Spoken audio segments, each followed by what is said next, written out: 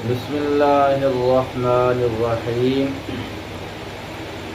الاسم ما دل على معنى في نفسه غیر مقترن بأحد الأزمنة الثلاثة ومن خواصه دخول اللام والجر والتنوین والإضافة والإسناد إلیہ۔ اس سے پہلے مصنف رحمہ اللہ جو ہیں انہوں نے کلام کی جو ہے وہ تعریف کی تھی اور کلام کے حاصل ہونے کی صورتیں بیان فرمائی تھی۔ کلام کی تعریف کی تھی اور کلام کے حاصل ہونے کی صورتیں بیان فرمائی تھی۔ کلام کی تعریف یہ کی تھی کہ ما تضمن کلمتین بالاسناد، کہ کلام وہ لفظ ہے جو کم از کم دو کلموں کو متضمن ہو اسناد کے ساتھ، ٹھیک ہے۔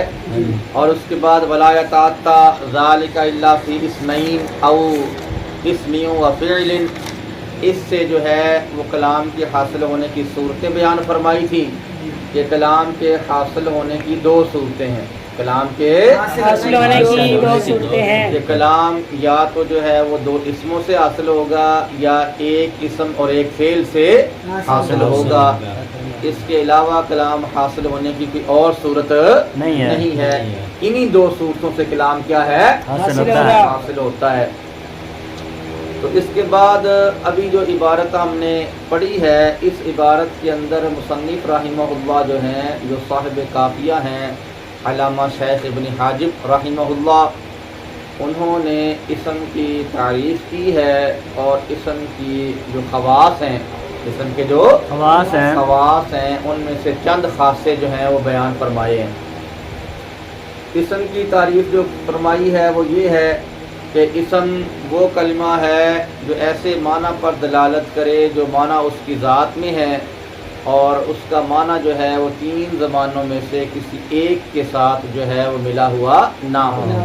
ما دل علی معنی فی نفسہ غیر مقترن بأحد الأزمنة الثلاثة، کہ اسم وہ کلمہ ہے جو مستقل معنی پر دلالت کرے۔ اسم وہ کلمہ ہے جو مستقل معنی پر دلالت کرے۔ اسم وہ کلمہ ہے جو اپنے معنی پر خود بخود دلالت کرے، کسی دوسرے کا سہارا لینے کی حاجت و ضرورت نہ ہو، اور اس کا معنی جو ہے وہ تین زبانوں میں سے کسی ایک زبانہ کے ساتھ مقترن نہ ہو، تین زبانوں میں سے کسی ایک کے ساتھ ملا ہوا نہ ہو۔ تین زبانوں سے آپ کو پتہ ہی ہے، ماضی، حال اور استقبال ہے۔ ماضی گزرا ہوا زمانہ اور حال موجودہ زمانہ اور مستقبل آنے والا زمانہ، ٹھیک ہے جی۔ جیسے ہے راجل ہے، ضارب ہے۔ راجل بھی کیا ہے؟ اسم ہے، ٹھیک ہے، کیونکہ اس کا معنی جو ہے وہ مستقل ہے، یہ مستقل معنی پر دلالت کرتا ہے اور اس کا معنی تین زمانوں میں سے کسی کے ساتھ ملا ہوا بھی نہیں ہے۔ ضارب یہ بھی کیا ہے؟ اسم ہے، یہ بھی کیا ہے؟ اسم ہے، ٹھیک ہے۔ تو اسم وہ کلمہ ہوتا ہے جو خود بخود اپنے معنی پر دلالت کرتا ہے، کسی کا سہارا لینے کی حاجت و ضرورت نہیں ہوتی اور اس کا معنی تین زبانوں میں سے کسی کے ساتھ ملا ہوا بھی نہیں ہوتا، جیسے راجل، ضارب، علم وغیرہ، ٹھیک ہے جی۔ اچھا، اسم کی یہ جو تعریف کی گئی ہے، اسم کی یہ جو تعریف کی گئی ہے، اس تعریف کے اندر جو ما دل علی معنن ہے، ما دل علی معنن ہے، یہ جنس کے مرتبہ میں ہے۔ یہ کیا ہے؟ جنس کے مرتبہ ہے۔ بیٹا آپ کو یہ بات معلوم ہے، میں نے آپ کو یہ بات بتائی ہوئی ہے کہ کسی بھی شے کی جو تعریف ہوتی ہے، کسی بھی شے کی جو تعریف ہوتی ہے، اس تعریف کے اندر جنس بھی ہوتی ہے اور فصلیں بھی ہوتی ہیں۔ اس تعریف کے اندر جنس بھی ہوتی ہے اور فصلیں بھی ہوتی ہیں۔ یہ آپ کو معلوم ہی ہے کہ جنس جو ہوتی ہے وہ محدود اور معرف کو بھی شامل ہوتی ہے اور محدود اور معرف کے علاوہ کو بھی شامل ہوتی ہے۔ جو جنس ہوتی ہے اس میں اشتراک ہوتا ہے، اس میں کیا ہوتا ہے؟ اشتراک ہوتا ہے۔ وہ معرف و محدود کو بھی شامل ہوتی ہے اور معرف و محدود کے غیر کو بھی شامل ہوتی ہے۔ تو جب یہ کہا کہ اسم کے بارے میں یہ کہا ما دل علی معنن، ما دل علی معنن، تو آپ یہ جانتے ہیں کہ یہاں ما سے مراد کلمہ ہے، یہاں ما سے مراد کلمہ ہے، تو ما دل علی معنن کا تو مطلب یہ بن گیا کہ اسم وہ کلمہ ہے جو معنی پر دلالت کرے، اسم وہ کلمہ ہے جو معنی پر دلالت کرے۔ تو یہ والا اتنا حصہ جو ہے یہ تو فعل کو بھی شامل ہے اور حرف کو بھی کیا ہے، شامل ہے، یہ والا حصہ فعل کو بھی شامل ہے، اسم کو بھی شامل ہے، کیونکہ فعل بھی وہ کلمہ ہے جو معنی پر دلالت کرتا ہے، حرف بھی وہ کلمہ ہے جو اسم بھی وہ اسم معنی پر دلالت کرتا ہے۔ تو ما دل علی معنن اتنا جو حصہ ہے یہ فعل کو بھی شامل ہے اور حرف کو بھی شامل ہے، اسم کو بھی شامل ہے، یہ تینوں کو شامل ہے، ٹھیک ہے، کیونکہ اسم بھی وہ کلمہ ہے جو معنی پر دلالت کرتا ہے، فعل بھی وہ کلمہ ہے جو معنی پر دلالت کرتا ہے، حرف بھی وہ کلمہ ہے جو معنی پر دلالت کرتا ہے، اور ٹھیک ہے۔ تو ما دل علی معنن کس کس کو شامل ہے، اسم کو بھی شامل اور فعل کو بھی شامل اور حرف کو بھی شامل، یہ تینوں کو کیا ہے شامل ہے۔ اور جب مصنف نے کہا فی نفسہ، کیا کہا، فی فی نفسہ، علی معنن کے بعد کیا ہے، فی نفسہ، فی نفسہ ہے نا، ہاں جی۔ تو یہ جو فی نفسہ ہے یہ پہلی فصل ہے، یہ کیا ہے، پہلی فصل ہے، یہ پہلی فصل ہے، اس کے ذریعے، اس کے ذریعے اسم کی تعریف سے حرف خارج ہو گیا، اس کے ذریعے اسم کی تعریف سے حرف خارج ہو گیا، کیونکہ اب تعریف کے اتنے حصے کا مطلب یہ بن جاتا ہے کہ اسم وہ کلمہ ہے جو معنی فی نفس ہی پر دلالت کرے، جو معنی فی نفسہ، جو مستقل معنی پر کیا کرے، دلالت کرے، دلالت کرے، جو خود بخود اپنے معنی پر دلالت کرے سہارا لیے بغیر، تو اس سے حرف کیا ہو گیا ہے، نکل خارج ہو گیا، ہاں جی، کیونکہ حرف جو ہوتا ہے وہ خود بخود معنی پر دلالت نہیں کرتا، بلکہ سہارا لے کر کرتا لے ہے، کر دلالت کرتا ہے، وہ ٹھیک ہے۔ ہاں جی، تو جب فی نفس ہی کہا تو کیا ہو گیا، اس سے حرف اس سے حرف نکل گیا، حرف نکل گیا، ہاں جی۔ حرف کیا ہو گیا، نکل گیا۔ اور جو غیر مقترن بأحد الازمنۃ الثلاثۃ، یہ دوسری فصل ہے، یہ کیا ہے بھائی، دوسری فصل ہے، ہاں، اس فصل کے ذریعہ سے اسم کی تعریف سے فعل خارج ہو گیا، کیا ہو گیا، فعل خارج ہو گیا، خارج ہو گیا، کیونکہ بھائی اس سے پہلے تعریف کا جو حصہ ہے ما دل علی معنن فی نفسہ، اس کے اندر اسم اور فعل دونوں داخل ہیں، ہاں جی، اس کے اندر اسم اور فعل دونوں داخل ہیں، کیونکہ اسم بھی وہ کلمہ ہے جو مستقل معنی پر دلالت کرتا ہے، جو سہارا لیے بغیر خود بخود اپنے معنی پر دلالت کرتا ہے، اور فعل بھی وہ کلمہ ہے جو مستقل معنی پر دلالت کرتا ہے، فعل بھی وہ کلمہ ہے جو کسی کا سہارا لیے بغیر خود بخود اپنے معنی پر دلالت کرتا ہے، تو ٹھیک ہے۔ ہاں جی، لیکن جب غیر مقترن بأحد الازمنۃ الثلاثہ کہا تو اس سے پھر فعل کیا ہو گیا، خارج، خارج ہو گیا، کیونکہ فعل اگرچہ خود بخود اپنے معنی پر دلالت کرتا ہے لیکن اس کا معنی جو ہوتا ہے تین زمانوں میں سے کسی ایک کے ساتھ مقترن بھی ہوتا ہے، اس کا معنی اس کے بعد زمانوں میں سے کسی ایک کے ساتھ مقترن ہوتا ہے، ہاں، جبکہ اسم ہونے کے لیے یہ بات ضروری ہے کہ وہ معنی مستقل پر دلالت بھی کرے اور اس کا معنی تین زمانوں میں سے کسی زمانے کے ساتھ مقترن بھی نہ نہ ہو، اور ٹھیک ہے جی۔ ہاں جی، تو جب فی نفس ہی کہا تو اس سے اسم کی تعریف سے حرف خارج ہو گیا، اور جب غیر مقترن بأحد الازمنۃ الثلاثۃ کہا تو اسم کی تعریف سے فعل بھی کیا ہو گیا، خارج ہو گیا، کیا ہو گیا، خارج ہو گیا، تو سمجھ آ گئی یہ بات، یہ نہیں آئی ہے۔ اب یہاں پر ہم ایک سوال اور اس کا جواب بھی ذکر کر دیتے ہیں، یہاں پر ہم ایک سوال اور اس کا جواب بھی ہم ذکر یہاں پر کرتے ایک ہیں۔ سوال اور اس کا جواب جو ہے وہ ذکر کرتے ہیں۔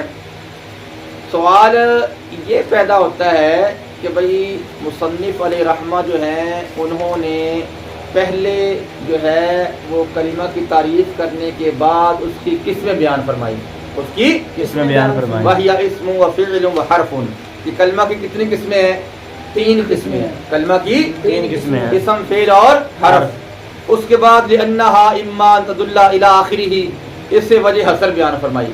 کیا بیان فرمائی؟ وجہ حسر بیان فرمائی. وجہ حسر بیان فرمائی. اور وجہ حسر کے ذریعے ہمیں اسم فعل اور حرف میں سے ہر ایک کی تعریف بھی معلوم ہو گئی. ہاں جی. کیا ہو گئی؟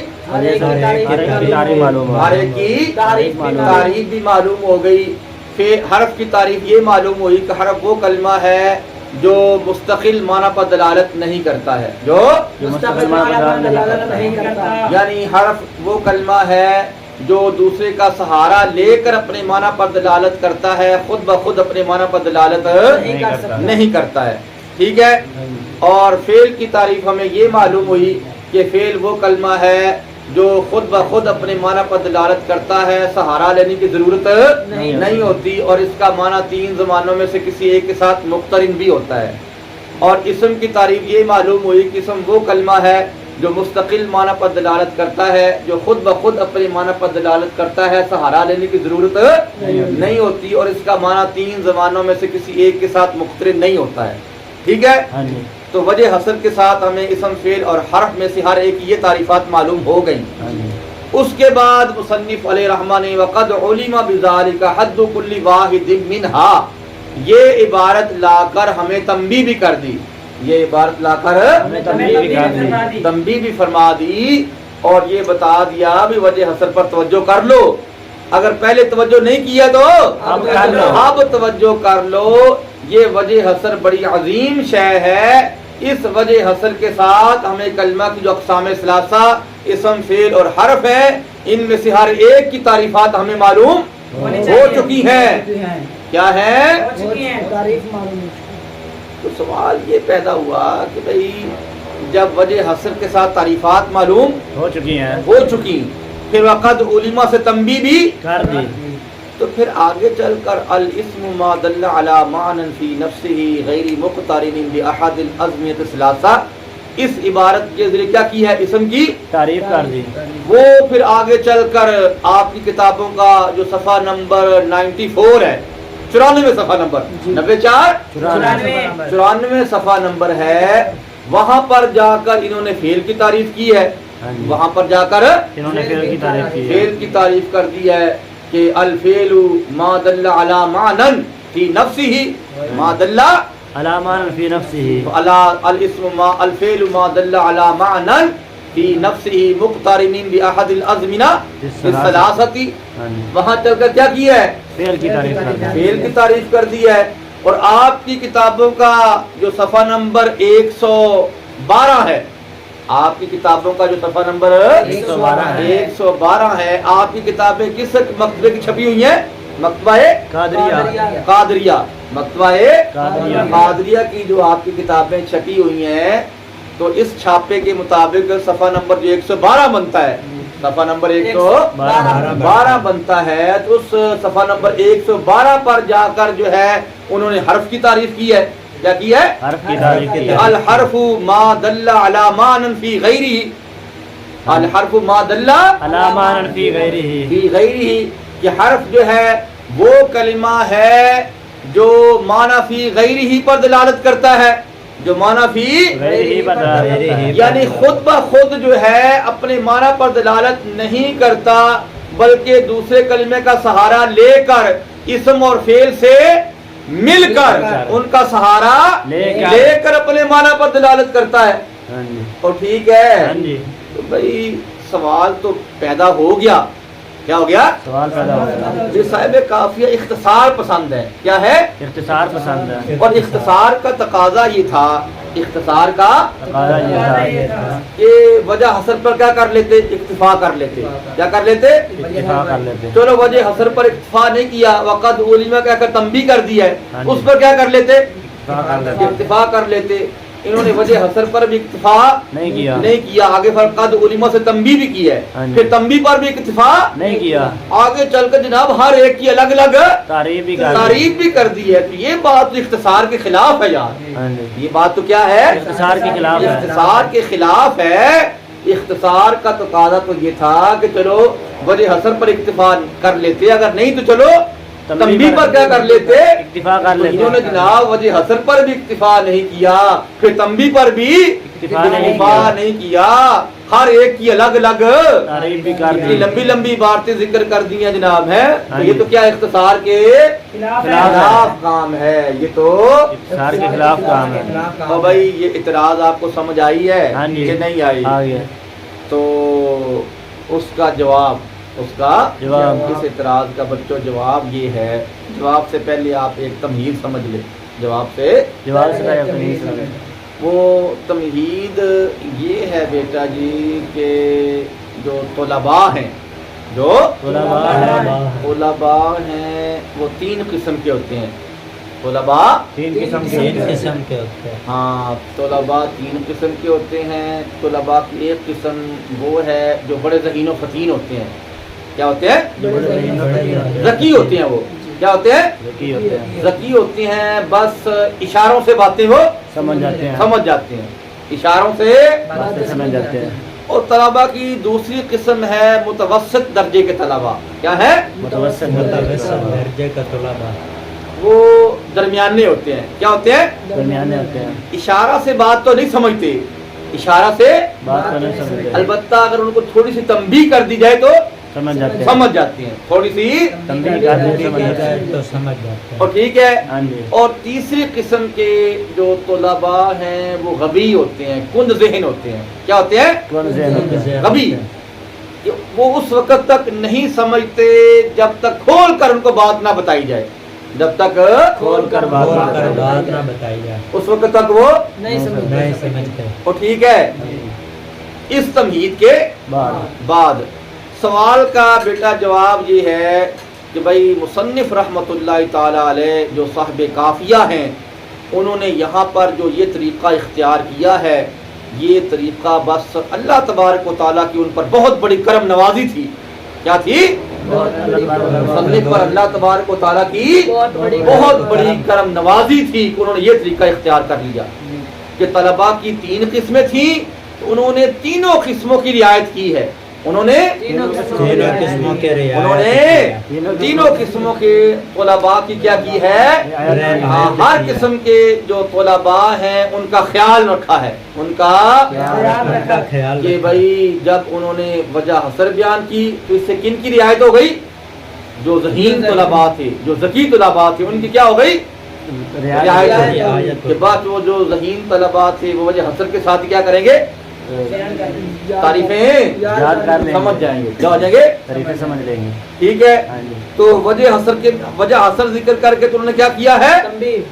وہ ذہین طلباء کی رعایت کر لی ہے، کیا کی ہے؟ ذہین طلباء کی رعایت کر لی ہے۔ اور ٹھیک ہے، ذہین طلباء کی طبیعت کا خیال رکھا ہے، ذہین، کیونکہ بھائی ان کو اشارے کنائے پسند ہوتے ہیں، ذہین طلباء کو اشارے کے نام پسند ہوتے اشارے کنائے پسند ہوتے ہیں، کہتے ہیں بس باتیں کیا کی جائیں؟ ہیں، اشارہ کی اشاروں سے کی جائیں۔ تو مصنف نے وجہ حسر کو ذکر کیا، تو اس سے کن کی طبیعت کی رعایت ہو گئی؟ ذہین جو طلباء تھے ان کی طبیعت کی کیا ہو گئی؟ رعایت ہو گئی، ان کا پاس اور لحاظ رکھا گیا، ان کا پاس اور جب انہوں نے قد علم بذالک کہا، تنبیہ کی، اس سے جو متوسط درجے کے جو طلباء تھے ان کی کیا ہو گئی؟ رعایت ہو گئی، ان کی طبیعت کا لحاظ اور پاس ہو گیا۔ ٹھیک ہے، کیونکہ جو متوسط درجے کے طلباء ہوتے ہیں وہ تنبیہ سے سمجھ جاتے ہیں، وہ تنبیہ سے سمجھ جاتے ہیں، اشاروں کے نئے سے وہ نہیں سمجھتے۔ اور ٹھیک ہے۔ اور پھر جب انہوں نے آگے چل کر اسم کی تعریف الگ، فعل کی الگ، حرف کی الگ، ہر ایک کی الگ الگ جو تعریفات ہیں وہ کر کے انہوں نے جو غبی اور کند ذہن قسم کے جو طلباء تھے ان کی کیا کر دی ہے؟ رعایت کر دی ہے۔ چلو وہ بھی تعریفات کو کیا ہو جائیں؟ سمجھ جائیں اور کھول کھول کر ان کو سمجھا دی جائیں۔ بات سمجھ آ گئی؟ اور نہیں آئی کہ آ گئی ہے؟ آ گئی ہے بیٹا جی۔ اس جب مصنف رحمۃ اللہ تعالی علیہ جو ہیں وہ اسم کی تعریف سے کیا ہو گئے؟ فارغ، اسم کی تعریف سے فارغ ہو گئے، اسم کی تعریف سے جو ہے وہ فارغ ہو گئے، تو اب وہ من خواص ہی سے جو ہیں وہ اسم کے خاصے بیان فرما رہے ہیں، اسم کے خاص سے بیان فرما رہے ہیں۔ اور ٹھیک ہے، ہاں جی، لفظ خواص جو ہے یہ خاصۃن کی جمع ہے، لفظ خواص یہ خاصتاً کی جمع ہے. اور آپ کو ہدایت النحو کے اندر میں نے پڑھایا ہوا ہے، آپ کو شاید یاد بھی ہوگا کہ خاصۃ الشیء ما یوجد فیہ ولا یوجد فی غیرہ. کسی شے کا خاصہ وہ ہوتا ہے جو اسی شے میں پایا جائے، اس کے غیر میں نہ پایا جائے. جو اسی شے میں پایا جائے غیر میں نہ پایا جائے. پایا جائے. اور ٹھیک ہے، لہذا جو اسم کے خاصے ہوں گے یہ صرف اسم کے اندر ہی پائے جائیں گے، فعل اور حرف کے اندر نہیں پائے جائیں گے. اور ٹھیک ہے، کسی بھی شے کا خاصہ وہی ہوتا ہے جو اسی شے میں پایا جائے، اس کے غیر میں پایا جائے. لہذا ماتن نے، مصنف نے جو بھی اسم کے خواص بیان فرمائے ہیں وہ اسم کے اندر ہی پائے جائیں گے، اسم کے علاوہ فعل اور حرف میں نہیں پایا جائے. یہ بات سمجھ آئی ہے؟ ہاں جی.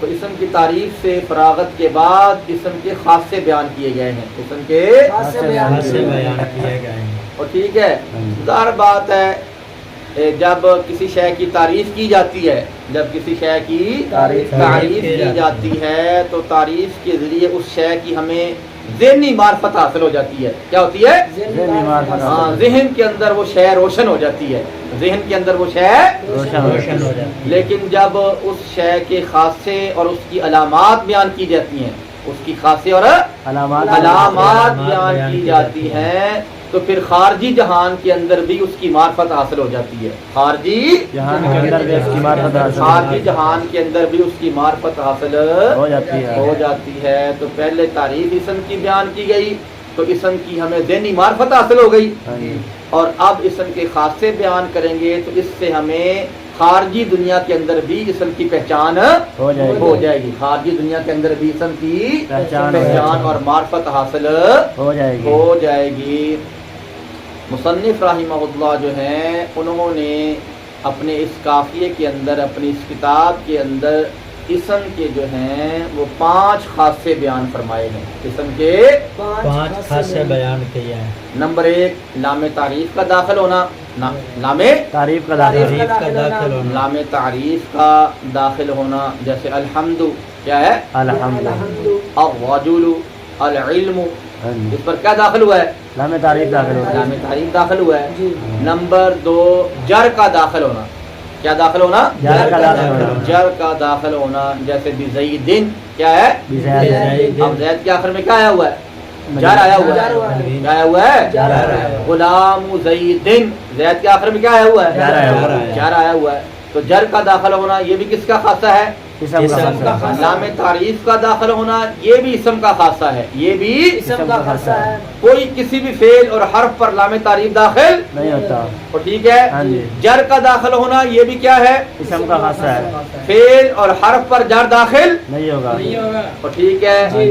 تنوین کا داخل ہونا، کس کا داخل ہونا؟ تنوین کا داخل ہونا یہ بھی کس کا خاصہ ہے؟ اسم کا خاصہ ہے. اسم کا خاصہ ہے. زیدن آخر میں کیا آیا ہوا ہے؟ تنوین. رجل آخر میں کیا آئی ہوئی ہے؟ تنوین. داربن آخر میں کیا آئی ہوئی ہے؟ تنوین. تو تنوین کا داخل ہونا یہ بھی کس کا خاصہ ہے؟ اسم کا خاصہ ہے. فعل اور حرف پر تنوین داخل نہیں ہوتی. اور ٹھیک ہے. ہاں جی. یہاں بیٹا جی آپ کو یہ بات یاد رہنی چاہیے، اور ہدایت النحو پڑھاتے وقت بھی میں نے آپ کو یہ بات بتائی تھی کہ تنوین کی کل کتنی قسمیں ہیں؟ 5. تنوین کی 5 قسمیں ہیں. تنوین تنکیر ہے، تنوین عوض ہے، تنوین مقابلہ ہے، اور تنوین ترنم ہے، اور تنوین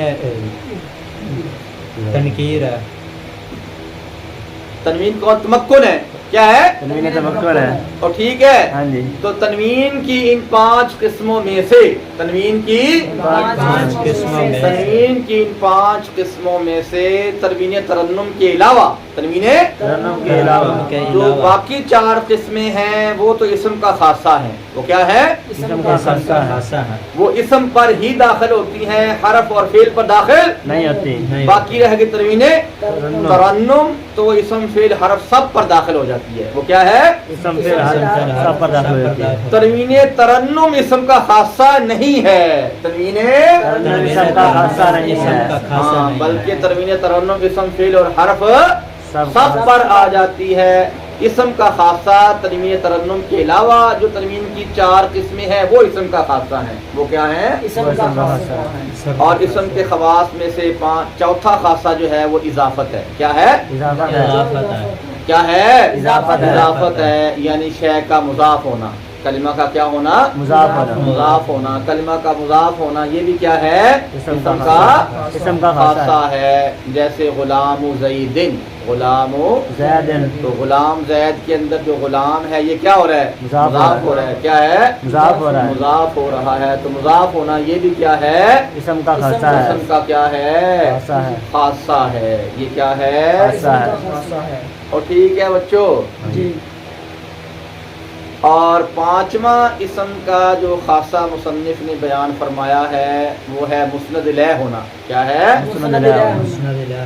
اور ٹھیک ہے، جیسے زیدن قائم، زیدن قائم. اس کے اندر جو زیدن ہے یہ کیا ہے؟ مسند الیہ ہے. مسند الیہ. وہ ہے کہ نہیں ہے؟ ہاں جی. ہاں، یہ کیا ہے؟ مسند. الیہ ہے. تو مصنف رحمہ اللہ نے اسم کے بچوں کتنے خاصے بیان فرمائے ہیں؟ 5 خاصے بیان. 5 خاصے بیان فرمائے ہیں. میں نے وہ 5 خاصے آپ کے سامنے ذکر کر دیے ہیں اور مثالیں بھی ذکر کر دی ہیں. ٹھیک ہے. ہاں جی. اب یہاں پر ایک جو ہے وہ سوال پیدا ہوتا ہے. ایک سوال پیدا ہوتا ہے. سوال پیدا ہوتا ہے. سوال یہ پیدا ہوتا ہے کہ یہاں پر جو من خواص ہی کے اندر لفظ خواص ہے، من خواص ہی کے اندر جو لفظ خواص ہے. خواص ہے. آپ جانتے ہیں کہ یہ جمع کثرت کا صیغہ ہے. ہاں جی. یہ کیا ہے؟ جمع کثرت کا صیغہ ہے. اور جمع قلت کے 6 اوزان آپ نے پڑھے ہوں گے. ہاں جی. جمع قلت کے قلت کے 6 اوزان پڑے ہوئے ہیں. تو خواص ان 6 اوزان میں سے ہے؟ نہیں ہے. نہیں ہے نا جی. نہیں ہے. تو جمع قلت کے اوزان کے علاوہ جتنے اوزان ہیں سارے کیا ہیں؟ کثرت ہے. جمع کثرت کے اوزان ہیں. ہاں جی. جمع کثرت کے اوزان ہے. تو لفظ خواص کیا ہے؟ جمع کثرت ہے. کثرت کا صیغہ ہے. جمع کثرت کا وزن ہے.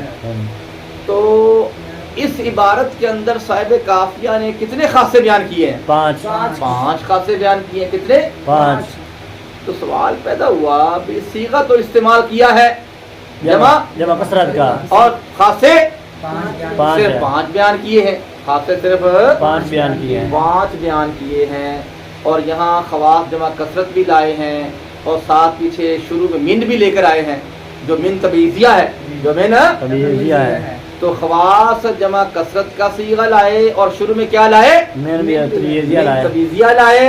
اور یہاں پر ذکر خاصے صرف 5 کیے ہیں. ذکر خاصے صرف 5 کیے ہیں. 5 کیے ہیں. تو ایسا فرما کر، ایسا کر کے مصنف نے کس بات پر تنبیہ کی ہے؟ کس بات کی طرف اشارہ کیا ہے؟ کس بات کی طرف اشارہ کیا ہے. اشارہ کیا. یہ بات سمجھ آئی ہے؟ ہاں جی. جمع کثرت کا صیغہ استعمال فرما کر اور من تبعیضیہ لا کر تبعیضیہ لا کر، اور یہاں پر صرف 5 خاصے بیان کیے ہیں. کس بات پر اشارہ کیا ہے. کس بات کی طرف اشارہ کیا ہے؟ کس بات پر تنبیہ کی ہے؟ اور ٹھیک ہے. ہاں جی. اس کا جواب یہ ہے کہ مصنف علیہ الرحمہ جو ہیں انہوں نے خواص جمع کثرت کا صیغہ لا کر، من تبعیضیہ لا کر اور اسم کے خاصے صرف 5 بیان فرما کر اس بات پر تنبیہ کی ہے کہ بھائی اسم کے جو خاصے ہیں واقع اور نفس الامر کے اندر کافی ہیں. واقع اور کافی ہے. اسم کے خاصے زیادہ ہیں. اسم کے خاصے اسم کے خاصے زیادہ ہیں. اور ٹھیک ہے. ہاں جی. جو جمع کثرت کی تعداد کو پہنچتے ہیں، جو جمع کثرت کی کثرت کی تعداد تعداد کو پہنچتے ہیں. اور ٹھیک ہے. ہاں جی. لیکن میں نے اپنی اس کتاب کے اندر وہ سارے خاصے بیان نہیں کیے ہیں، بلکہ میں نے بعض خاصے بیان کیے ہیں. میں نے کیا کیے ہیں؟ بعض خاصے بیان کیے. اور ٹھیک ہے. ہاں جی. تو مصنف نے جو اسم کے بڑے بڑے خاصے تھے وہ بیان فرما دیے ہیں. بڑے بڑے خاصے بیان بڑے بڑے کیے ہیں. باقی جو ہیں وہ آپ نے ہدایت النحو کے اندر جو ہیں اسم کے خاصے اور بھی پڑھے ہیں. ہاں کیا جی. کیے ہیں؟ اسم کے خاصے اور بھی پڑھے ہیں. ان 5 کے علاوہ اور خاصے بھی آپ نے پڑھے ہیں. پڑھے ہوئے ہیں. نحویت کے اندر بھی آپ نے پڑھے ہوئے ہیں. ہاں جی. اور ٹھیک ہے. ہاں جی. تو جو صاحب نحویر ہیں، جو صاحب ہاں یہ ہے. اس کے اندر ایک جو علامت تھی، جو ایک خاصہ اسم کا تھا، وہ یہ بیان کیا گیا تھا کہ اسم کے آخر میں کیا آنا، یا نسبت کا آنا، ہاں جی کیا آنا، یا نسبت کا آنا، اسم کا منصوب ہونا، ہاں جی یہ بھی کیا تھا، اسم کا خاصہ تھا، جیسے بغدادی تھا نا بھائی، ہاں جی لیکن یہ والی علامت، یہ خاصہ ہدایت النحو کے اندر بیان نہیں ہوا تھا، یہ خاصہ ہدایت اللہ کے اندر بیان نہیں ہوا، بیان نہیں ہوا. اور ٹھیک ہے، ہاں جی اور ہدایت النحو کے اندر ایک خاصہ بیان ہوا تھا کہ کلمہ کا منادہ ہونا، کیا ہونا، کلمہ کا منادہ ہونا، کیا ہونا، کلمہ کلمہ کا منادہ ہونا، منادہ ہونا، جس کلمہ کو حروف ندا کے ذریعے پکارا گیا ہو، ہاں جی اس لفظ کو حروف ندا کا ذریعہ پکارا گیا، اسے کیا کہتے ہیں، منادہ کہتے ہیں، ہاں جی جیسے یا رجل یا زید، ٹھیک ہے، ہاں جی تو یہ منادہ ہونا یہ بھی کس کا خاصہ تھا، اسم کا خاصہ تھا، یہ ہدایت النحو کے اندر بیان ہوا تھا، یہ نحویر کے اندر بیان نہیں ہوا تھا، نہیں ہوا تھا، اور ٹھیک ہے، ہاں جی تو نحویر اور ہدایت النحو کے خاصوں کو اگر کیا کر لیا جائے، جمع کر لیا جائے، تو ملا کر میں نے آپ کو بتایا تھا کہ کتنے خاصے بن جاتے ہیں، 12، کیا بن جاتے ہیں، 12 خاصے بن جاتے ہیں، کیونکہ نحویر کے اندر ایک خاصہ بیان یہ بھی ہوا تھا، اسم کے آخر میں تائے متحرکہ کا ملا ہوا ہونا، کلمہ کے آخر میں ضاربۃن، ہاں جی یہ خاصہ بھی ہدایت النحو میں بیان نہیں نہیں ہوا تھا، اور ٹھیک ہے، تو ملا جلا کر ہدایت النحو اور نحویر کے خاصے ملا کر کتنے بن جاتے تھے، 12 بن جاتے تھے، کیا بن جاتے تھے، 12 بن جاتے تھے، تو صاحب قافیہ نے کتنے بیان کیے ہیں، 5 بیان فرمائے ہیں، کیا بیان فرمائے ہیں، 5 بیان فرمائے ہیں، اور سمجھ آئی بات آپ لوگوں کو کہ نہیں آئی ہے؟ آ رہی ہے، یہاں پر میں عبارت کے حوالے سے ایک بات آپ کو اور ذکر کر دیتا ہوں، پھر گفتگو کو ختم کرتے ہیں۔ عبارت کے حوالے سے بیٹا جی یہاں بات ایک یہ ہے کہ وَمِنْ خَوَاصِهِ دُخُولُ اللَّامِ وَالْجَرِّ وَالتَّنْوِينِ وَالْإِضَافَةُ وَالْإِسْنَادُ إِلَيْهِ، یہاں پر الاضافۃ اور الاسناد الیہ یہ دونوں مرفوع ہیں، یہ دونوں کیا ہیں، مرفوع ہیں، کیونکہ ان دونوں کا جو عطف ہے وہ پڑ رہا ہے دخول پر، ومن خواصہ کے بعد کیا آیا ہوا ہے، دخول، دخول پر عطف پڑ رہا ہے، اس پر پڑ رہا ہے دخول پر عطف پڑ رہا ہے، اور آپ جانتے ہیں کہ دخول کیا بن رہا ہے ترکیب میں، مبتدا، ومن خواصہ یہ جار مجرور اپنے متعلق سے مل کر خبر مقدم کیا بنے گا، خبر مقدم، اور دخول اللام والجر والتنوین والاضافۃ والاسناد الیہ یہ کیا بنے گا، مبتدا مؤخر، کیا بنے گا، مبتدا مؤخر، تو لفظ دخول کس بنا پر مرفوع ہے، مبتدا ہونے کی وجہ سے، کیا ہے، مبتدا ہونے کے اور بعد ٹھیک ہے، اور الاضافۃ اور الاسناد الیہ یہ مرفوع کس بنا پر ہے، دخول پر معطوف ہونے کی وجہ سے، یہ کیا ہے، دخول پر معطوف ہونے کی وجہ سے، اور ٹھیک ہے، ہاں جی آپ ان کو الاضافاتی اور الاسنادی الیہ، اضافت اور اسناد کا عطف اللام پر کر کے مجرور نہیں پڑھ سکتے ہیں، آپ ان کا عطف اللہ میں پر کر کے مجرور نہیں پڑھ سکتے ہیں، ایک ہے دخول، ایک ہے دخول کا مدخول، ایک ہے دخول کا مدخول، یہ لفظ دخول ہے، یہ کس پر داخل ہوا ہے، اللام پر، تو یہ لفظ دخول یہ اور اللام یہ مدخول، دخول کا مدخول بن جائے گا نا، ہاں جی کیا بن جائے گا، دخول کا مدخول بن جائے گا، کیا بن جائے گا، دخول کا مدخول بن جائے گا، کیونکہ لفظ دخول کس پر داخل ہوا ہے، لام پر، لام پر داخل ہوا ہے، تو جس پر لفظ دخول داخل ہوا ہے وہ کیا بن جائے گا، دخول کا مدخول، تو الاضافۃ اور الاسناد الیہ ان کا عطف دخول پر ہے، ان کا عطف دخول کے مدخول اللام پر نہیں ہے، اور ٹھیک ہے، لہذا ان کو کیا پڑھیں گے، مرفوع پڑھیں گے، مجرور نہیں پڑھیں گے، چلو آپ تکرار کر کے تو کیا کرو، یاد یاد کرو،